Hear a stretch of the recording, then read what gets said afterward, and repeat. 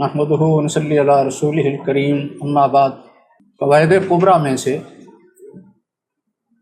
یعنی فقہی قواعد میں سے جو 5 بنیادی اور بڑے قواعد ہیں، ان میں سے دوسرا قاعدہ جسے الیقین لا یزول بالشک کے نام سے بیان کیا جاتا ہے،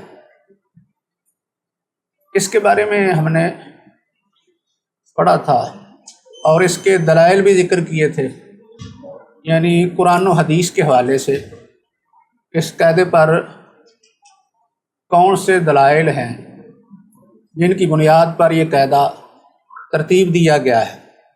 اس کی کچھ مثالیں بھی بیان ہو چکی ہیں اور اس قاعدے پر وارد ہونے والے کچھ اعتراضات یا اشکالات، ان کا بیان اور ان کا جواب بھی ہم نے ذکر کر دیا ہے۔ اب اس کے بعد اس قاعدے کے تحت کچھ اور قواعد ہیں، یعنی اس کے فروعی کچھ ایسے قاعدے ہیں جو اسی بڑے قاعدے سے مستنبط ہوتے ہیں یا اسی سے اہل علم نے ان کو اخذ کیا ہے۔ ان میں سے ایک قاعدہ جس کو جن الفاظ کے ساتھ اہل علم نے بیان کیا ہے، ان میں سے ایک یہ ہے: اصل و بقاء ما کان علی ما کان۔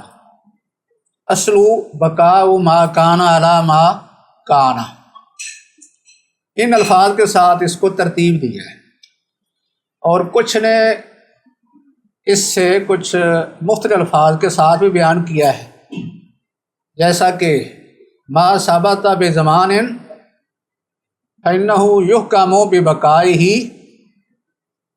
ما لم یوجد المغیر۔ ان الفاظ کے ساتھ اسے بیان کیا ہے، ما ثبت بزمان فإنہ یحکم ببقائہ ما لم یوجد المغیر۔ اور یہ الفاظ کا کچھ فرق ہے اور ان کا معنی تقریباً قریب ہی ہے۔ تو سب سے پہلے ہم اس قاعدے کا معنی مطلب بیان کرتے ہیں۔ اس قاعدے کے اندر 3 الفاظ ہیں، ایک ہے الاصل، ایک ہے بقاء ما کان، بقاء ما کان، تیسرا کیا ہے؟ علی ما کان۔ اس قاعدے کی یہ 3 شقیں ہیں یا 3 حصے، اور اس کے یہ اجزاء ہیں۔ اس کا پہلا جز ہے الاصل۔ اصل کا معنی کیا ہے؟ اصل کا لفظی معنی تو کسی چیز کی بنیاد کا ہوتا ہے، کسی چیز کی بنیاد، جڑ کو اصل کہتے ہیں۔ لیکن اس جگہ یعنی فقہاء کے نزدیک اصل سے کیا مراد ہے؟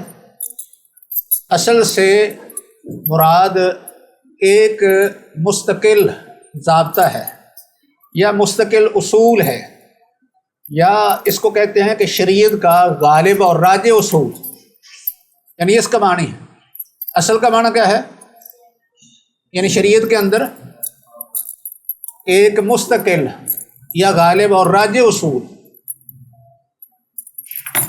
اس کے بعد دوسرا حصہ اس کا ہے بقاء ما کان۔ بقاء ما کان مطلب یہ ہے کہ باقی رہنا کسی معاملے کا، کسی چیز کا باقی رہنا موجودہ دور میں یا مستقبل میں، یعنی کسی چیز کا جس حالت میں وہ تھی باقی رہنا، اس کا ثبوت زمانہ حاضر میں، یہ ہے بقاء ما کان، باقی ہونا اس کا حاضر زمانہ میں۔ علی ما کان، اس طرح جس طرح کہ وہ ماضی میں تھا، یعنی جو تیسرا حصہ آخری اس کا معنی ہے علی ما کان، جس طرح وہ زمانہ ماضی میں تھا اسی طرح اس کا زمانہ حاضر میں ثابت رہنا، باقی رہنا، مسلسل رہنا، برقرار رہنا، یہ اس کا معنی بنتا ہے۔ دوسرا قاعدہ جو ہم نے ذکر کیا ہے جس کے الفاظ کا تھوڑا سا فرق ہے، اس میں یہی ہے کہ ما ثابت بزمان، جو چیز ثابت ہو کسی زمانہ میں، یعنی ماضی میں کسی وقت میں جو چیز ثابت ہو جائے تو یحکم ببقائی ہی، اس کا حکم کیا لگایا جائے گا کہ یہ باقی ہے، یہ چیز ابھی باقی ہے، اس کا حکم اس کے بقا کا، اس کے دوام کا، اس کے جاری رہنے کا لگایا جائے گا، ما لم یوجد المغیر، جب تک کہ کوئی دلیل اس کو تبدیل کرنے والی نہیں مل جاتی۔ اس میں یہ ایک اضافہ ہے، ما لم یوجد المغیر، تبدیلی کرنے والی کوئی دلیل نہیں مل جاتی، اس وقت تک اس کو ہم باقی سمجھیں گے۔ کس چیز کو؟ یعنی جو چیز ماضی میں موجود تھی، ثابت تھی، اس کو ہم حال میں بھی ثابت اور باقی ہی سمجھیں گے، یہ مسلسل ابھی جاری ہے، جب تک کہ اس کو تبدیل کرنے والی کوئی دلیل نہیں مل جاتی، کوئی ثبوت نہیں اس کا مل جاتا۔ ان الفاظ کی وضاحت کے بعد یا ان کے معنی بیان کرنے کے بعد ہم اس کے اجمالی معنی کی طرف آتے ہیں۔ مطلب یہ ہے کہ جس کو ہم اصطلاحی معنی کہتے ہیں، اس کا اصطلاحی معنی کیا ہوگا؟ یعنی اس قاعدے کا اصل و بقاء ما کان علی ما کان، اصطلاحی معنی یہ ہے کہ کوئی بھی چیز، یا سمجھ لیں کہ کوئی بھی معاملہ یا کسی چیز کا حکم جو زمانہ ماضی میں ثابت تھا، چیز اگر ہے تو وہ زمانہ ماضی میں موجود تھی، کوئی معاملہ پہلے چل رہا تھا یا کسی چیز کا حکم پہلے موجود تھا، ہم اس کو موجود ہی سمجھیں گے زمانہ حال میں، یا آئندہ کے لیے ہم اس کو موجود سمجھیں گے، خواہ وہ اس بات کی شکل میں ہو یا وہ یعنی نفی کی صورت میں۔ اگر وہ ثابت ہے تو ہم اس کو ثابت سمجھیں گے، اگر وہ موجود نہیں ہے تو ہم اس کو موجود نہیں سمجھیں گے، اس پر عدم ثبوت کا یا عدم وجود کا حکم لگائیں گے جب تک کہ اس کے خلاف کوئی دلیل نہیں مل جاتی، اس کو تبدیل کرنے والی کوئی ایسی دلیل مل جائے تو پھر ہم اس کا حکم بدل دیں گے۔ لیکن اگر کوئی دلیل نہیں ملتی تو پھر جیسے وہ چیز ماضی میں تھی، یا کوئی معاملہ ماضی میں چل رہا تھا، یا کسی چیز کا حکم ماضی میں موجود تھا، تو ہم اس کو حال میں مستقبل میں اسی طرح ہی اس کو باقی سمجھیں گے، اس کے باقی رہنے کا حکم لگائیں گے۔ یہ ابھی تک اسی طرح ہے جس طرح کے سابقہ ادوار میں تھا یا زمانہ ماضی میں تھا، اسی طرح یہ اس وقت یا آئندہ کے لیے یہ باقی رہے گا۔ یعنی اس کا یہ اجمالی معنی ہے، یعنی جو چیز ماضی میں کسی وقت ایک دفعہ ثابت ہو جائے یا موجود تھی، یا اس کا حکم کوئی موجود تھا، خواہ وہ ثبوت کی شکل ہو یا عدم ثبوت کی شکل ہو، تو ہم اس کو اسی حالت میں ہی باقی سمجھیں گے، اس کے باقی رہنے کا حکم لگائیں گے، اس کے جاری اور مسلسل رہنے کا حکم لگائیں گے جب تک اس کی کوئی دلیل نہیں مل جاتی جو اس میں تبدیلی کر دے، یعنی حکم کو تبدیل کر دے۔ جس طرح کہ ایک آدمی نے مثلا وضو کیا ہے، وضو کرنے کے بعد اس کی حالت کیا ہوگی کہ وہ طاہر ہے، وہ خود طاہر ہے، باوضو ہے، طہارت اس کی موجود ہے، ہم اس کی طہارت کو باقی سمجھیں گے۔ کب تک باقی سمجھیں گے؟ جب تک اس طہارت کو ختم کرنے والی کوئی دلیل نہیں مل جاتی، یعنی کوئی کبھی دلیل مل جائے، جس طرح کہ یہ پیچھے ہم نے پڑھا بھی ہے، حدیث میں آیا نا، ایک آدمی وضو کر کے نماز میں داخل ہو جاتا ہے، بعد میں اسے شبہ پڑتا ہے کہ شاید اس کا وضو ٹوٹ گیا ہے، تو نبی صلی اللہ علیہ وسلم نے فرمایا کہ اگر اس کو شبہ ہو جائے، شک پڑ جائے، اس کے پیٹ میں گڑبڑ ہو، اسے محسوس ہو کہ شاید ہوا خارج ہو گئی ہے، تو اپنی نماز سے نہ نکلے یا مسجد سے نہ نکلے حتیٰ یسمع صوتاً او یجد ریحا، کیونکہ بدبو کا آنا یا آواز کا آنا یہ دلیل ہے کہ طہارت کا حکم تبدیل ہو گیا، باقی نہیں رہا۔ مطلب یہ ہے کہ طہارت پہلے ثابت تھی، شک بعد میں آیا ہے، طہارت پہلے موجود تھی، وہ طاہر تھا، اس پر طاہر ہونے کا حکم لگا تھا، تو ہم اسی طرح ہی اس کو طاہر ہی سمجھیں گے، اس کی طہارت کو بھی باقی سمجھیں گے کہ یہ ابھی باقی ہے، حتیٰ کہ کوئی ایسی دلیل مل جائے جو اس کو تبدیل کر دے۔ اسی طرح اس کے برعکس بھی ہے، کیونکہ یہ کسی چیز کے ثبوت اور عدم ثبوت کے اعتبار سے یہ حکم ایسے ہی ہوگا۔ مثلا ایک آدمی کو یقین ہے کہ بے وضو ہے، وہ جس کو حدث کہتے ہیں، کہ وہ آدمی محدث ہے، اس کا وضو نہیں ہے، تو ہم کیا سمجھیں گے کہ یہ آدمی بے وضو ہے۔ اس کو بعد میں شک پڑ جائے کہ شاید میں نے وضو کیا ہوگا، تو یہ جو شاید اس کا کہنا یا اس میں شک کرنا یا اس کا یہ خیال جو ہے وہ یقین کو ختم نہیں کرے گا، اس کو ہم بے وضو سمجھیں گے، اس پر حکم بے وضو ہونے کا لگے گا، حتیٰ کہ کوئی ایسی دلیل مل جائے جسے ثابت ہو کہ اس نے وضو کیا تھا۔ یعنی ایک چیز نہیں ہے تو اس کو ہم موجود نہیں سمجھیں گے، اس پر عدم وجود کا حکم لگے گا، حتیٰ کہ اس کی کوئی دلیل مل جائے وجود کی، جو پہلے موجود تھی تو اس کو ہم موجود ہی سمجھیں گے، حتیٰ کہ اس کی نفی کی کوئی دلیل مل جائے۔ ایسے ہی ایک شخص صبح کے وقت روزہ رکھنا چاہتا ہے، صبح کے وقت وہ کھانا کھاتا ہے اور اسے شک ہے کہ شاید فجر طلوع ہوگی، فجر طلوع ہونے میں شک ہے اور رات کے باقی ہونے میں یقین ہے۔ یقینی چیز کیا ہے؟ رات ابھی باقی ہے، لیکن اسے شک ہے کہ شاید فجر طلوع ہوگی۔ اس نے اس حالت میں کھانا کھا لیا تو اس کا کیا روزہ ہو جائے گا یا کہ نہیں؟ اس کا روزہ ہو جائے گا، اس لیے کیونکہ رات موجود تھی، اس کو ہم باقی سمجھیں گے، حتیٰ کہ کوئی ایسی دلیل مل جائے جس سے یہ معلوم ہو کہ رات ختم ہوگی۔ تو ایسی حالت میں وہ اگر کھانا کھا لیتا ہے تو اس کا روزہ صحیح ہوگا، شرعی طور پر اس پر حکم لگے گا کہ اس کا روزہ ٹھیک ہے، الا کہ کوئی دلیل مل جائے کہ جب اس نے کھانا کھایا تھا اس وقت طلوع فجر ہو چکا تھا۔ اسی طرح اس کے برعکس کہہ لے، اگر ایک آدمی روزے دار ہے، وہ غروب آفتاب کے وقت کھانا کھا لیتا ہے، کس بنیاد پر کھانا کھاتا ہے؟ کہ اسے شک ہے کہ ہو سکتا ہے سورج غروب ہو گیا ہے، سورج کے غروب میں شک ہے، لیکن دن کا موجود ہونا یہ یقینی ہے، دن کا وجود یقینی ہے، لیکن رات کا وجود یہ مشکوک ہے۔ ایسی حالت میں وہ کھانا کھا لے گا تو اس کا روزہ اس کا باطل ہو جائے گا، اس لیے کیونکہ دن کا وجود یقینی تھا، اس کو اسے باقی سمجھنا چاہیے تھا، حتیٰ کہ کوئی ایسی دلیل مل جاتی کہ واقع ہی دن ختم ہو گیا ہے، رات شروع ہو گئی ہے، یعنی غروب آفتاب ہو چکا ہے، جس پر روزہ افطار کیا جا سکتا ہے۔ یہ دلیل نہیں ملی، جب تک نہیں ملے گی اس وقت تک اس کا کھانا شک کی حالت میں یہ جائز نہیں ہوگا۔ اگر ایسی حالت میں کھانا کھا لے گا تو اس کا روزہ باطل ہو جائے گا۔ تو بھلا یہ اس کی کچھ مثالیں تھیں۔ ایسے ہی ایک شخص کسی چیز کا مالک بنتا ہے، کسی بھی چیز کا مالک بن جائے، ملکیت کے کیا اسباب ہیں؟ کوئی شخص کسی چیز کا مالک بنتا ہے تو اس کے کون سے اسباب ہوتے ہیں؟ مثال کے طور پر وراثت میں اسے کوئی چیز مل گئی، ہمیں یقین ہو گیا کہ فلاں چیز سے وراثت میں ملی، یہ مالک بن گیا ہے، یا اس نے کسی نے چیز خرید لی ہے، یا کسی نے اس کو ہبہ کر دیا،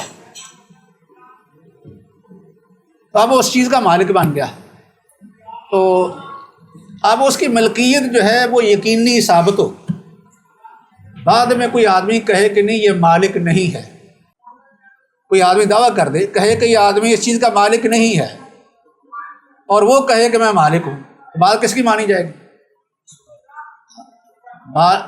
بات اس کے مالک کی مانی جائے گی۔ کس لیے؟ کیونکہ ایک دفعہ اس کی ملکیت ثابت ہو چکی ہے، اس کی ملکیت کو باقی سمجھا جائے گا، اس پر باقی رہنے کا، جاری رہنے کا حکم لگایا جائے گا، حتیٰ کہ کوئی ایسی دلیل مل جائے جو یہ بتائے کہ اس کی ملکیت سے یہ چیز نکل چکی ہے۔ یہ کیسے پتہ چلے گا اس کی ملکیت سے نکل گئی ہے؟ جب تک اس چیز کا پتہ نہیں چلتا اس وقت تک حکم پہلے والا ہی جاری رہے گا، جو ماضی میں تھا اس کی ملکیت کا وہی جاری رہے گا، حتیٰ کہ کوئی دلیل مل جائے جو یہ بتائے کہ اس کی ملکیت سے چیز نکل چکی ہے۔ مثلا وہ کیسے؟ کسی ثبوت سے، دلیل سے، یہ ثابت ہو جائے کہ اس آدمی نے یہ چیز آگے بیچ دی ہے، جب اس نے اس کو آگے بیچ دیا یا کسی کو ہبہ کر دیا یا صدقہ کر دیا تو پھر اس کی ملکیت اب نہیں رہی۔ یہ ثبوت جب مل جائے گا کہ اس نے یہ چیز آگے بیچ دی ہے یا ہبہ کر دی ہے، صدقہ کر دی ہے، اس کے بعد پھر کیا ہوگا، اس کی ملکیت میں چیز نہیں رہے۔ تو یہ ہم نے حکم تبدیل کیوں کیا ہے؟ کیونکہ اس کی دلیل مل گئی ہے، لیکن جب تک دلیل نہیں ملی اس وقت تک اس چیز کی جو ماضی کی حالت تھی اس کا حکم اسی طرح ہی باقی رہے گا۔ یہی مطلب ہے اس قاعدے کا کہ اصل قاعدہ، مستقل قاعدہ شریعت کا یہ ہے کہ جو چیز ایک دفعہ ثابت ہو جائے یا جو چیز موجود ہو یا کسی چیز کا حکم پہلے موجود ہے اس کو ہم اسی طرح ہی باقی سمجھیں گے، جاری سمجھیں گے زمانہ حال میں، مستقبل میں، حتیٰ کہ کوئی ایسی دلیل مل جائے جو یہ بتائے کہ اس حکم کے اندر تبدیلی آ چکی۔ تو پر اس کی جو ہے وہ ایسے کئی مثالیں ہو سکتی ہیں کہ ایک آدمی یہ دیکھتا ہے کسی چیز کے اندر کہ وہ اصل موجود ہے یا کہ نہیں، کس حالت میں وہ پہلے تھی، اسی طرح اس کو باقی رکھا جائے گا۔ تو اب اس کے بعد اس میں ایک چیز ہم نے یہ بھی پہلے ذکر کی تھی، یہ قاعدہ جو اس کا تعلق کس سے ہے، اصول فقہ سے۔ اصول فقہ سے یہ قاعدہ ٹچ کیسے کرتا ہے؟ استصحاب کی بات کے ساتھ۔ استصحاب جس کو استصحاب الحال بھی کہتے ہیں، یعنی اس کو اہل علم استصحاب الحال کا نام بھی دیتے ہیں۔ شروع میں آپ نے ذکر کیا تھا یہ قاعدہ جو ہے بڑا عظیم قاعدہ ہے، اس کا یعنی شریعت کے اندر ایک بڑا مقام ہے اس قاعدے کا، عظیم قاعدہ ہے، کیونکہ فقہ کے ہر باب کے اندر کسی نہ طریقے سے یہ استعمال ہوتا ہے۔ جیسے امام نووی نے کہا تھا کہ یہ قاعدہ بڑا عظیم ہے، یعنی بہت کم مسائل ایسے ہوں گے جو اس قاعدے سے نکلتے ہیں۔ تو اس قاعدے کا تعلق جو ہے وہ اصول فقہ سے بھی ہے، کیونکہ اصول فقہ کی جو ابحاث ہیں یا موضوعات ہیں ان میں سے ایک موضوع استصحاب کا بھی ہوتا ہے۔ تو یہ قاعدہ استصحاب سے جڑ جاتا ہے۔ استصحاب کی اصولیوں نے کئی اقسام کی ہیں، جس طرح کہ مثلا وہ کہتے ہیں کہ ایک ہے استصحاب النص، ایک ہے استصحاب العموم، ایک مثلا استصحاب الحال، ایک استصحاب الماضی، یعنی اس طرح کر کے مختلف اقسام کی ہیں۔ یہ تقسیم اصولیوں نے یعنی اس طرح کی ہے کہ ایک چیز جس طرح پہلے ثابت ہو جائے نا اس کو اسی طرح ہی باقی رکھیں گے، حتیٰ کہ اس کو تبدیل کرنے والی کوئی دلیل مل جائے۔ مثال کے طور نص سے ایک حکم ثابت ہو گیا تو ہم اس کو ثابت ہی سمجھیں گے حتیٰ کہ کوئی ناسخ دلیل آ جائے۔ اگر کسی نص کے اندر ایک لفظ عام ہے تو ہم اس کا معنی عام ہی سمجھیں گے حتیٰ کہ اس کے لیے کوئی تخصیص کی دلیل مل جائے۔ ایسے ہی ایک چیز جو ہے وہ ماضی میں ثابت ہے تو اس کو ہم حال میں سمجھیں گے، اگر وہ چیز حال میں ثابت ہے تو اس کا حساب کرتے ہوئے ہم اسی طرح اس کو ماضی میں سمجھیں گے۔ یہ بھی ایک حساب کی قسم بیان کی جاتی ہے۔ ایک ہے نا کہ ماضی میں ثابت شدہ چیز کو حال میں سمجھنا، ایک ہے اس کے الٹ کہ جو چیز حال میں موجود ہے اس کو آپ ماضی میں اسی طرح سمجھیں۔ ہاں، یہ بھی ایک قسم ہے، اس کو کہتے ہیں کہ یہ الٹ استصحاب ہے، کہتے ہیں الاستصحاب المعکوس، الٹ استصحاب۔ کیونکہ استصحاب کا معنی کیا ہوتا ہے؟ اس کا معنی لغوی یہی ہوتا ہے کسی چیز کے ساتھ لگا رہنا، چمٹا رہنا، اس سے الگ نہ ہونا۔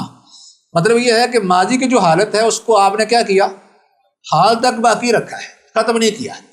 اسی طرح اس کے الٹ بھی کہ آپ نے حال کی جو صورت ہے اس کو کیا کیا، ماضی کے ساتھ میں لا دیا، کہ جو چیز حال میں ہے وہ ماضی میں ایسی ہوگی۔ یعنی اس کی مثال یہ دی جاتی ہے کہ ایک آدمی نے ایک مکان کرائے پر لیا، تو کرایہ دار جب اسے کرایہ مانگتا ہے وہ کہتا ہے کہ تیرا یہ گھر جو ہے نا یہ بہت خراب اور ناقص تھا، میں ماضی میں سے فائدہ نہیں اٹھا سکا، تو کرایہ کس چیز کا؟ تو وہ اب حیران ہوتا ہے کہ میں نے تو اس کو کرائے پر دیا ہے لیکن اب کرایہ دینے کا یہ منکر ہے، انکار کر رہا ہے، اور دلیل کیا دے رہا ہے کہ تیرا گھر ماضی میں خراب تھا، قابل استعمال نہیں تھا، میں فائدہ نہیں اٹھا سکا۔ اب دیکھا جائے گا کہ جو وہ عیب بیان کرنا گھر کے اندر ہے، جو اس سے فائدہ اٹھانے کے لیے مانع اور رکاوٹ ہے، وہ چیز دیکھی جائے گی کیا ہے۔ اگر وہ چیز جو اس کے اندر نقص پایا جاتا ہے نا، خرابی پائی جاتی ہے، جو استعمال کے لیے رکاوٹ پائی جاتی ہے، وہ چیک کی جائے گی کہ واقعی یہ موجود ہے۔ اگر وہ موجود ہے، خاص کر چیز ایسی ہے کہ جو معلوم ہوتا ہے کہ یہ پرانی ہے، تو اس کا پھر حکم کیا ہوگا کہ جیسے اس وقت یہ خرابی ہے ویسے یہ ماضی میں بھی ہوگی، اس لیے واقعی یہ فائدہ نہیں اٹھا سکا۔ لیکن اگر یہ ثابت ہو جائے کہ پہلے نہیں تھی، اس آدمی نے خرابی خود پیدا کر لی، تو یہ دلیل مل گئی نا کہ وہ نقص خرابی پہلے نہیں تھی، تو پھر اس کا حکم یہ تبدیل ہو جائے گا۔ یعنی یہ حساب الٹ ہے کہ ایک چیز حال میں ثابت ہو جاتی ہے تو اس کا حکم ماضی میں لگا دینا کہ یہ ماضی میں اسی طرح ہی ہوگی۔ مثلا کوئی آدمی کہہ دے کہ ایک آدمی کو دیکھا کہ وہ زمانہ حال میں چوری کر رہا ہے یا کوئی اور کسی جرم کا، برائی کا ارتکاب کر رہا ہے، تو کہا جائے کہ ماضی میں ایسا ہی ہوگا۔ یا کوئی آدمی کہے کہ ماضی میں کرتا تھا، معلوم ہوتا ہے کہ حال میں بھی یہ ایسے ہی ہے۔ عام طور پہ ایسے سمجھا جاتا ہے کہ چور ڈاکو کو لوگ جو ماضی میں چور ڈاکو ہے اس کو کہتے ہیں اس وقت بھی یہی ہوتا ہے، اللہ کہ دلیل مل جائے کہ اب یہ تائب ہو گیا۔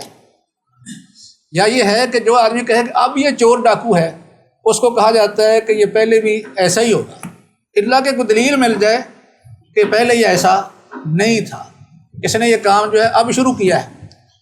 تو اس طرح یہ استصحاب کی جو صورت ہے، اس کی یعنی مختلف یہ اقسام ہیں جو اہل علم نے بیان کی ہے، لیکن اس جگہ یہ جو قاعدہ ہے نا، اصل و بقاء ما کانا علی ما کانا، اس قاعدے کا تعلق استصحاب کی کس قسم سے بنتا ہے؟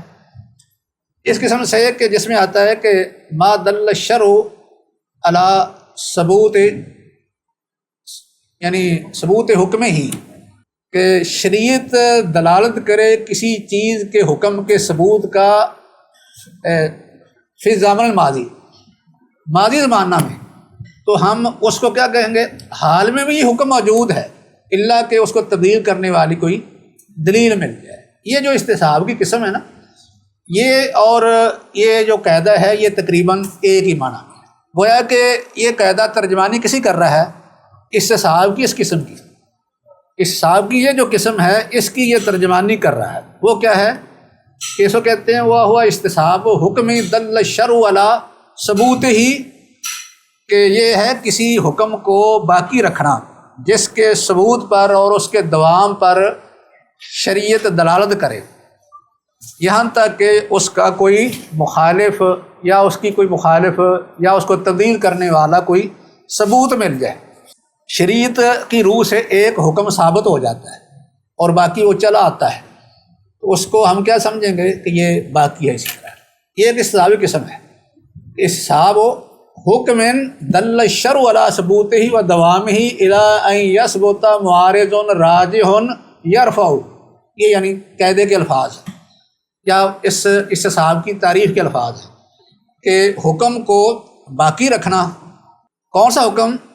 جس کا ثبوت شریعت سے مل جائے، جس کا دوام شریعت سے مل جائے کہ یہ حکم ثابت ہے اور باقی ہے، جاری ہے، حتیٰ کہ کوئی ایسی دلیل اس کے خلاف آ جائے جو اس حکم کو ختم کر دے۔ مثال کے طور پر اس میں یہ ہوتا ہے کہ شریعت کا ایک حکم کسی چیز کے بارے میں ثابت ہو جاتا ہے۔ مثلا ایک آدمی نے کسی سے قرض لیا، اب کیا ثابت ہو گیا؟ یعنی ایک آدمی کے ذمہ قرض ثابت ہو گیا، اس نے قرض لیا کسی سے اور یہ ثابت ہو گیا کہ یہ مقروض ہے۔ ایک آدمی نے کسی چیز کو ضائع کر دیا، کسی کے سامان کو ضائع کر دیا، اور اسے دعویٰ کیا کہ اس نے میرا سامان ضائع کر دیا، لہذا اس کا مجھے معاوضہ ملنا چاہیے، چیز تلف کر دی۔ اب اس کے ذمے اس کا معاوضہ ہے۔ ایک آدمی نے کسی چیز خرید لی، جب چیز خریدتا ہے اسے قیمت ادا کرنی ہے، چیز کا خریدنا ثابت ہو جائے۔ مثلا ایک آدمی نے کسی چیز خرید لی تو شرعی طور پر اس کے ذمے کیا ہے؟ اسی قیمت ادا کرے۔ اگر کسی سے قرض لیا ہے تو شریعت کہتی ہے کہ یہ قرض واپس کرے، باقاعدہ اس کا حکم ہے، یعنی کہ قرض واپس کرنے کا حکم ہمیں شریعت دیتی ہے، اس کے بارے میں کافی نصوص ہے، بلکہ جو جان بوجھ کر نہیں کرتا، جیسے کہتے ہیں مت الغنی ہے ظلم، جس نے کسی کا کوئی قرض دینا ہے، کسی کا کوئی حق دینا ہے تو جان بوجھ کر تو واپس کر دیا تھا، ایسی صورت میں بات کس کی مانی جائے گی؟ ہاں، دکاندار کی یا قرض دینے والے کی، یا پھر جس کی چیز تلف کی گئی اس کی بات مانی جائے، کس لیے؟ کیونکہ ایک دفعہ شرعی حکم یہ ثابت ہو چکا ہے کہ یہ مقروض ہے، یہ غاصب ہے، یہ چیز تلف کرنے والا ہے، اس کو معاوضہ دینا پڑے گا، تو باقی دے دیا ہے یا نہیں دے دیا اس کے لیے ثبوت چاہیے۔ ثبوت کے بغیر ہم سمجھیں گے یہ مقروض ہے، ابھی اس نے قرض دینا ہے یا قیمت ادا کرنی ہے یا اس کا معاوضہ دینا ہے، ابھی تک ادا نہیں کیا، یہ حکم کیونکہ ماضی میں ایک دفعہ ثابت ہو گیا نا، شرعی لحاظ سے ثابت ہو گیا، ہم اسی طرح اس کو ثابت رکھیں گے، جاری سمجھیں گے، حتیٰ کہ دلیل مل جائے کہ واقعہ ہی اس نے یہ ادا کر دیا، اس کے لیے دلیل کیا لے کے آئے گا؟ وہ باقاعدہ کوئی گواہ لے کے آئے گا، ثبوت لے کے آئے گا کہ میں نے ان گواہوں کی موجودگی میں یہ قرض ادا کر دیا تھا، لیکن جب تک یہ ثبوت نہیں دیتا، یہ دلیل نہیں ملتی، اس وقت تک اس کے ذمے یہ چیز یہ رہے گی۔ یہ بات ہم کر رہے ہیں کہ یہ قاعدہ جو ہے یہ اصل میں نمائندگی یا ترجمانی کسی کر رہا ہے؟ استصحاب کی، استصحاب یعنی حال کی، مطلب یہ ہے کہ ایک چیز جو ماضی میں شرعی طور پر ثابت ہو چکی ہے، یا ایک چیز کا شرعی طور پر ایک حکم ثابت ہو چکا ہے تو اس کو ہم باقی رکھیں گے، جاری سمجھیں گے، حتیٰ کہ اس کو تبدیل کرنے والی کوئی دلیل مل جائے۔ تو بہرحال یہ خیر ایک قاعدہ تھا، فروعی قاعدہ، یقین لا یزول بالشک۔ ایک قاعدہ اس کے متعلق اور ہے، اس میں ہم مختصر اس کا مفہوم مطلب بیان کرتے ہیں، کیونکہ وہ اس قاعدے کا تعلق الیقین لا یزول بالشک سے کیسے بنتا ہے کہ یقین شک سے ظاہر نہیں ہوتا، مطلب یہ جو چیز یقینی ہے اس کو ہم باقی سمجھیں گے، شک سے اس چیز کو ختم نہیں کریں گے یا عدم وجود کا حکم نہیں لگائیں گے یا اس کو ختم ہونے کا حکم نہیں لگائیں گے، یہ بات تھی۔ تو اس قاعدے کے اندر یہی تھا کہ اصل قاعدہ کیا ہے کہ جو چیز زمانہ ماضی میں ایک دفعہ ثابت ہو جائے اس کو ہم حال میں بھی آئندہ کے لیے ثابت سمجھیں گے، حتیٰ کہ اس کی دلیل مل جائے، اس لیے کیونکہ ماضی میں اس کا ثبوت کیا ہے؟ یقینی ہے، اور بعد میں اس کے اندر تبدیلی کیا ہے؟ یہ مشکوک ہے، تو ہم نے مشکوک چیز کو چھوڑ کر یقینی کو اختیار کرنا ہے، یہی ہے الیقین لا یزول بالشک۔ اب ایک قاعدہ اور جو اس کے متعلق عام طور پر یہ پیش بھی کیا جاتا ہے، وہ کیا ہے؟ الاصل براۃ الذمہ، الاصل براۃ الذمہ، الاصل براۃ الذمہ۔ اس کے اندر اصل کا معنی کیا ہوگا؟ اصل کا معنی وہی ہے جو پہلے ہم نے بیان کر دیا۔ اصل کا معنی کیا ہے؟ ایک مستقل شریعت کے اندر جاری قاعدہ، شریعت کے اندر ایک مستقل جاری یا غالب اور راجع قاعدہ یہ ہے۔ اور برات کا معنی کیا ہوتا ہے؟ برات، برات کا معنی علیحدگی ہے، چھٹکارا ہے، علیحدگی، چھٹکارا، کسی چیز سے خالی ہونا، بری ہونا، عیب سے بری ہونا، کسی ذمہ داری سے بری ہونا، یا دوسرے الفاظ میں کیا کہتے ہیں؟ بری و ذمہ ہونا، کہتے ہیں فلاں آدمی بری ہے، کیا مطلب ہے؟ بری و ذمہ ہے، وہ آدمی اس سے الگ ہے، لا تعلق ہے، اس کا ایسے کوئی تعلق نہیں ہے، وہ آدمی اس چیز سے خالی ہے، اس عیب سے وہ بری ہے، یعنی اس عیب سے وہ پاک ہے، مبرہ ہے، یعنی یہ معنی کی جاتے ہیں برات کے۔ تو اس جگہ برات کا کیا معنی لیا جائے گا؟ اس جگہ برات کا جیسے اصل کا معنی ہے نا کہ مستقل قاعدہ، غالب اور راجع قاعدہ، اس طرح برات کا معنی یہ ہے کہ ایک آدمی کا کسی کے حق سے بری ہونا، مثلا برات، اس کا کسی کے حق سے بری ہونا، یا کہنا کسی ذمہ داری سے اس کا بری ہونا، الگ ہونا، کسی حق کی ادائیگی سے بری و ذمہ ہونا، یہ معنی اس کا برات۔ اصل ہے براۃ الذمہ، اس میں تیسرا لفظ ہے ذمہ۔ ذمہ کسے کہتے ہیں؟ عامی عثمان، ذمہ کسے کہتے ہیں؟ براۃ الذمہ، ذمہ لفظ ہے۔ ذمہ کا معنی جو ہے وہ قرآن میں لفظ استعمال ہوا ہے، لا یرقبون فیکم الا ولا ذمہ، قرآن نے استعمال کیا، حدیث میں بھی استعمال ہوا ہے۔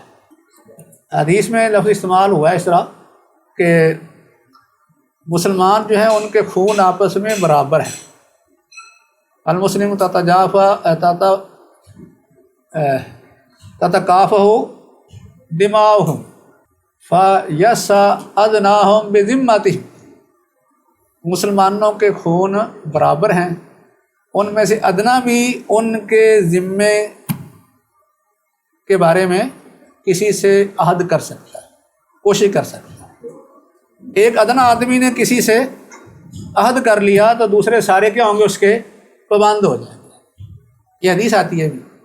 اسی طرح یہ بھی ہے کہ مثلا جو آدمی یہ غالباً نماز کے بارے میں، نماز نہیں پڑھتا تو اللہ کی ذمہ داری سے وہ بری ہو جاتا ہے، یہ بھی آتا ہے۔ ذمۃ اللہ، اللہ کا ذمہ اس سے ختم ہو جاتا ہے۔ تو ذمہ کا معنی عہد و پیمان کا بھی ہوتا ہے، ذمہ کا معنی امان کا بھی ہوتا ہے، سلامتی کا، امان کا، اور اس کا معنی جو ہے وہ حفاظت اور کفالت کا بھی ہوتا ہے۔ اس کا معنی ذمہ داری کا بھی ہے، ذمہ داری کا معنی، ذمہ داری بھی ہم ترجمہ کرتے ہیں، کہتے ہیں کہ فی ذمتی، میرے ذمہ میں یہ ہے، مطلب کیا ہے کہ میری ذمہ داری میں ہے، یہ لفظ استعمال کیا جاتا ہے۔ لیکن اس قاعدے میں اس سے مراد کیا ہے؟ اس قاعدے میں اس سے مراد یہ ہے کہ اس سے مراد انسان ہے، انسان کی اپنی ذات مراد ہے، ذمہ سے مراد انسان کی اپنی ذات، یعنی یہ مراد لی گئی ہے اس سے انسان کی یعنی ایسی اہلیت یا اس کی ذمہ داری جس کی وجہ سے، ذمہ کا معنی فقہا نے جو اصطلاحی طور پر استعمال کیا ہے اس سے مراد ہوتا ہے انسان کے اندر ایسی اہلیت جس کی وجہ سے انسان کسی سے اپنا حق لیتا ہے یا کسی کا حق وہ ادا کرتا ہے، ادا کرنے کا پابند ہوتا ہے۔ یعنی ذمہ سے کیا مراد ہے؟ ذمہ سے مراد انسان کے اندر ایسی اہلیت جس کی بنیاد پر کسی سے وہ حق لیتا ہے، اپنا حق وصول کرتا ہے، یا دوسرے کے حق کی ادائیگی کا وہ پابند ہوتا ہے، اسے کیا کہتے ہیں؟ ذمہ۔ یہ ذمہ فقہا کے نزدیک ہوتا ہے۔ تو اس قاعدے کا مطلب کیا ہوگا کہ اصل مستقل قاعدہ یہ ہے کہ انسان کسی بھی قسم کے حق کی ادائیگی سے وہ بری ہے، اس کے ذمہ کسی کا حق نہیں ہوتا۔ یہ اصل چیز ہے، اصل قاعدہ ہے شرعی، اصل قاعدہ ہے کہ انسان کے ذمہ کوئی حق ثابت نہیں ہوتا حتیٰ کہ ثبوت کی کوئی دلیل مل جائے۔ کسی کا حق اس کے ذمہ نہیں ہوگا، ہر قسم کے حق سے وہ کیا ہوتا ہے؟ بری ہوتا ہے۔ یعنی مطلب یہ ہے کہ انسان کسی کے حق کا کوئی مکلف یا ذمہ دار نہیں ہے، اس لیے کیونکہ اگر اس کو آپ ذمہ دار بنا دیں گے تو یہ اصل کے خلاف ہے۔ اصل یہ ہے کہ انسان کیا ہے؟ ہر ذمہ داری سے بری ہے، حتیٰ کہ شرعی ذمہ داری اس پر عائد نہیں ہوتی۔ مثال کے طور ایک آدمی کے ذمہ نماز واجب ہوتی ہے تو اس کے لیے دلیل چاہیے، نماز کا واجب ہوگی۔ اصل میں یہ بھی حق اس کے ذمہ نہیں تھا۔ انسان جب پیدا ہوتا ہے کوئی اس کے ذمہ حق نہیں ہے، تو نماز کا وجوب کب ہوگا؟ جب اس کی کوئی دلیل مل جائے گی، آدمی عاقل بالغ ہے نماز پڑھے۔ زکوٰۃ کب واجب ہوگی؟ ایسے ہی آپ کسی کو کہیں کہ زکوٰۃ ادا کرو، اصل میں وہ کیا ہے؟ بری و ذمہ ہے، اس کی ذمہ داری نہیں ہے، مکلف نہیں ہے اس کا، اللہ کے کوئی دلیل مل جائے کہ واقعی اس کے پاس ایسا مال ہے جس میں زکوٰۃ ادا کرے۔ ایسے ایک شخص جو ہے چلتے چلتے کسی کو کہہ دے کہ میں نے آپ سے قرض لینا، تو کیا آپ دے دیں گے؟ اس طرح کس لیے نہیں دیں گے؟ کہ اصلی حالت آپ کی یہ ہے کہ آپ کسی کے مقروض نہیں ہیں۔ اگر کوئی آدمی قرض کا دعویٰ کرتا ہے تو اسے چاہیے دلیل دے۔ اگر ایسے ہی لوگوں کے دعووں پر ہی فیصلے ہو جاتے تو لوگ پھر کیا کرتے؟ لوگوں کے مال جان میں دعوے کرتے۔ ایسے ہی چلتے چلتے کوئی آدمی کہہ دے یہ میرا قاتل ہے تو پھر پولیس پکڑ دے گی آپ؟ کیوں نہیں پکڑے گی؟ کیونکہ اصل جو ہے آپ قتل کے جرم سے بری ہیں۔ اگر کوئی آدمی آپ پر قتل ڈالنا چاہتا ہے اسے ثبوت دینے چاہیے۔ ایسے کوئی آدمی کہے کہ میرا جو ہے اس نے پلاٹ لیا ہوا ہے، قبضہ کیا ہوا ہے، تو یہ ٹھیک ہے، بات ہو جائے گی۔ اس کے لیے ثبوت دینا پڑے گا، واقعی تیرے مال پر، تیرے پلاٹ پر، مکان پر قبضہ کیا ہے، دلیل لاؤ، ورنہ اصل میں تو ذمہ دار نہیں ہے۔ ایسے چلتے ہوئے بازار میں کوئی آدمی آپ کو روک لے، کہے کہ میں نے تو اسے 5,000 قرض لینا ہے، تو آپ اس کو کیا کہیں گے؟ قرض دیں گے؟ اس کی بات مانی جائے گی؟ کیوں نہیں مانی جائے گی؟ کیونکہ اصلی انسان کی حالت کیا ہے کہ وہ ہر قسم کی ذمہ داری سے وہ بری ہے، کوئی اس کی ذمہ داری نہیں۔ اگر کوئی آدمی اس کو ذمہ دار ٹھہرانا چاہتا ہے تو اس کے لیے اسے دلیل دینی پڑے گی، اور اس کی بنیاد جو ایک حدیث ہے جس میں آپ نے الیمین علی من ادعا، البینۃ علی من ادعا والیمین علی المدعی علیہ یا علی من انکر، یہ حدیث ہے۔ البینۃ علی من ادعا والیمین علی المدعی علیہ، یہ حدیث ہے۔ یہ حدیث ترمذی، دارقطنی اور بہقی وغیرہ میں ہے۔ تو اس حدیث کا مطلب کیا ہے؟ جو کسی پر کسی چیز کا دعویٰ کرے اس کو کیا چاہیے؟ وہ ثبوت دے، گواہی پیش کرے، دلیل پیش کرے۔ لیکن جو آدمی مدعا علیہ ہے، جس پر دعویٰ کیا گیا ہے، اس کے ذمہ کیا ہے؟ قسم ہے۔ اس سے کیا ثابت ہوتا ہے؟ یہ ثابت یہ ہوتا ہے کہ اصل میں انسان ہر قسم کے حق سے بری ہوتا ہے، کوئی اس کی ذمہ داری نہیں۔ جس آدمی نے کسی کو ذمہ دار بنانا ہے، اس پر حق ثابت کرنا ہے، اسے دلیل دینی چاہیے۔ اس حدیث میں اسے پابند کیا گیا نا، دعویٰ کرنے والے کو کہا ہے کہ تو نے دعویٰ کر کے اصل کی خلاف ورزی کی ہے، اصل کے تو مخالف چل رہا ہے نا۔ اصل میں یہ آدمی ہر قسم کی ذمہ داری سے بری تھا، تو نے دعویٰ کیا کہ میں نے اسے قرض لینا ہے یا میں نے اس سے فلاں حق لینا ہے، میرا دے نہیں رہا، تو اس لیے ثبوت پیش کرو، گواہی پیش کرو۔ اگر وہ نہیں پیش کرتا تو پھر فیصلہ اس کے حق میں نہیں کیا جاتا، اس لیے کہ اس کا دعویٰ اصل کے خلاف ہے۔ اصل میں کیا ہے کہ انسان ہر قسم کے حق سے بری ہے، کوئی ذمہ داری اس کی۔ اور یہ جو مدعا علیہ ہے، جس پر دعویٰ کیا جاتا ہے، اس پر صرف قسم ہے، وہ قسم اٹھا کے اپنے آپ کو بری کر لے گا۔ کس بنیاد پر؟ قسم اس سے لی جاتی ہے جس کا موقف قوی ہوتا ہے، جس کا کمزور ہوتا ہے اس سے گواہ دلائل مانگے جاتے ہیں، ثبوت مانگا جاتا ہے۔ جس کا موقف قوی ہوتا ہے اس سے قسم لی جاتی ہے، کیونکہ جس پر دعویٰ کیا گیا ہے نا، وہ آدمی آگے کہے کہ میں نے اس کا کوئی حق نہیں دینا، تو اس کا دعویٰ یہ کس بنیاد پر ہے؟ مثلا اس کا انکار جو ہے کس بنیاد پر ہے؟ یہ مدعا علیہ جس کے اوپر دعویٰ کیا گیا ہے اور یہ اس کا منکر ہے، کہتا ہے کہ میں نے دعویٰ کرنے والے کا کوئی حق نہیں دینا، تو اصل میں یہ اصل کو پکڑنے والا ہے۔ اصل کیا ہے کہ انسان ہر قسم کے حق سے بری و ذمہ ہوتا ہے، کوئی کسی کا اس کے ذمہ حق نہیں۔ اس لیے جس نے حق ثابت کرنا ہے وہ ثبوت لے کے آئے، جب تک ثبوت نہیں لائے گا اس وقت تک بات اس کی مانی جائے گی، لیکن اس کے ساتھ وہ قسم اٹھائے گا، قسم اٹھا کے اپنے آپ کو بری کر لے گا۔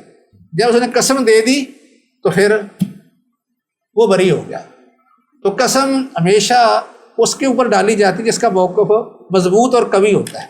تو بار یہ حدیث بنیاد اس چیز کی کہ انسان اصل میں بری و ذمہ ہوتا ہے، اس لیے جس پر دعویٰ کیا گیا ہے، کیونکہ اصل کے اعتبار سے، قاعدے کے اعتبار سے، شرعی قاعدے کے اعتبار سے یہ بری و ذمہ ہے، اس کے ذمہ کسی کا کوئی حق نہیں تھا۔ اگر کوئی ثابت کرنا چاہتا ہے تو اسے اس کے لیے گواہ اور ثبوت پیش کرنے ہوں گے، اگر نہیں کرتا تو پھر فیصلہ اس کے خلاف جائے گا اور اس کے لیے صرف جو مدعا علیہ ہے اس سے قسم لی جائے گی۔ تو بہرحال یہ اصل برات ذمہ کا یہ مطلب تھا کہ اصل قاعدہ شریعت کے اندر مستقل یا غالب راجع یہی ہے کہ کوئی بھی انسان کسی قسم کی ذمہ داری سے، کسی کے حق سے وہ یعنی پاک ہوتا ہے، مبرہ ہوتا ہے، کوئی اس کی ذمہ داری نہیں ہوتی۔ اگر کوئی آدمی اس کے خلاف کوئی دعویٰ کرتا ہے کسی حق کا تو وہ اصل کے خلاف چل رہا ہے۔ جو اصل کے خلاف چلتا ہے اسے اس پر گواہ پیش کرنا چاہیے، دلیل دینی چاہیے، جیسے حدیث کہتی ہے البینۃ علی من ادعا والیمین علی من انکر۔ تقریباً یہ سمجھ لیں کہ ہر اس معاملے میں یہ ہو سکتا ہے کہ جس میں کوئی شخص اصل کے خلاف چلتا ہے. مثلا جیسے ابھی یہ ہم نے مثالیں ذکر کی ہے نا کہ ایک آدمی دعویٰ کرتے کہ میں نے ایسے قرض لینا ہے، یا کہہ دے کہ اس نے چوری کی ہے، چلتے ہوئے کہہ دے کہ یہ چور ہے، اس سے آدمی چور بن جائے گا. یا کہے کہ یہ آدمی یہ خدا نخواستہ یہ زانی ہے، اس کو میں نے دیکھا یہ شراب پی رہا تھا، اس آدمی نے جو ہے ہمارا فلاں آدمی قتل کر دیا. یہ کیا ہیں؟ یہ سارے یہ دعوے ہیں. اور یہ دعوے کیا ہیں؟ اصل کے یہ خلاف ہیں.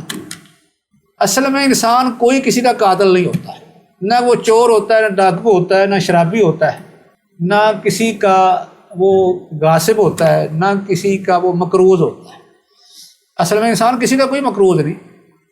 قرض ثابت کرنے کے لیے دلیل چاہیے.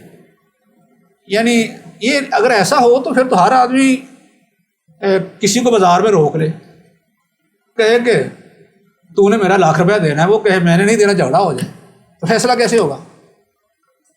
کسی کا قتل ہو جائے، وہ باہر نکلے بازار میں کسی کو پکڑ لے یہ میرا قاتل. گھر میں چوری ہو جائے، باہر نکلے بازار میں چلنے والا آدمی پکڑ لے کہ یہ میرا چور ہے. ایسے پکڑ کے وہ انہیں خلاف کیس کرتے رہیں، انہیں پھنساتے رہیں، بیچارے وہ ظلم سہتے رہیں. اس کے بارے میں شرعی اصول ہمیں بنانا پڑے. شرعی اصول یہی ہے کہ کوئی بھی آدمی اصل میں کسی حق کا ذمہ دار نہیں، نہ وہ اصل مجرم ہوتا ہے. اگر اس کے خلاف کوئی جرم ثابت کرنا ہے، کوئی گناہ ثابت کرنا ہے، کوئی حق اس کے خلاف ثابت کرنا ہے تو پھر ثابت کرنے والے کو ایسی کوئی دلیل، گواہ، ثبوت دینا پڑے گا، ورنہ اس کی بات نہیں مانی جائے گی. تو یہ کس قاعدے کی بنیاد پر ہے کہ الاصل براۃ ذمتی. اصل قاعدہ کلیہ یہی ہے شریعت کا کہ انسان ہر قسم کے حق سے وہ بری ہوتا ہے. تو یہ یعنی اس میں پہلے جو قاعدہ تھا نا، اس میں کیا تھا کہ جو چیز جس حالت میں ہے، خواہ وہ حالت ثبوت کے اعتبار سے ہے یا نفی کے اعتبار سے ہے، ہم اس کو باقی رہیں گے، باقی رکھیں گے حتیٰ کہ کوئی تبدیل کرنے والی دلیل مل جائے. اس میں یہ ہے کہ انسان کے ذمے کسی قسم کا کوئی حق نہیں حتیٰ کہ اس حق کی کوئی دلیل مل جائے کہ واقعی آدمی اس کا ذمہ دار ہے. جب تک کہ دلیل سے ثابت نہیں کیا جاتا اس وقت تک اس پر کوئی دعویٰ نہیں کیا جا سکتا، نہ اس کو ذمہ دار ٹھہرایا جا سکتا ہے، نہ اس کا مجرم بن سکتا ہے، اور نہ ہی اس کے ذمے کوئی چیز ڈالی جا سکتی ہے. تو بہرحال یہ دو قسم کے قاعدے ہیں جن کی مثالوں سے کچھ وضاحت ہو چکی ہے، اور اس قاعدے کے تحت کچھ زیادہ جو مشہور قاعدے ہیں ان کا انشاءاللہ آئندہ بھی ہم ذکر کریں گے.